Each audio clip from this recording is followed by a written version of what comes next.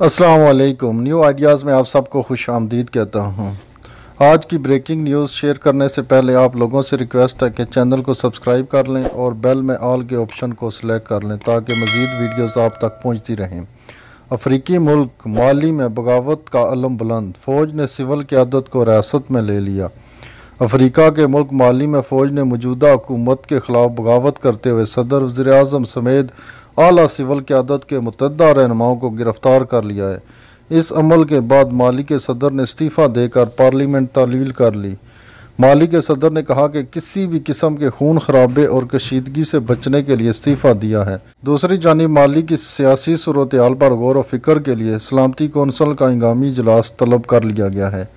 यूरोपीय यूनियन और अफ्रीकी यूनियन ने इस वाक़े की शदीद मज़म्मत किया और माली की क़यादत की फौरी रिहाई के लिए मुतालबा कर दिया है। फ्रांस, अमरीका और अफ्रीकी ममालिक की तंजीमों ने भी बगावत की मज़म्मत की है और फ़ौज से फौरी तौर पर बैरक्स में वापस लौटने का मुतालबा किया है।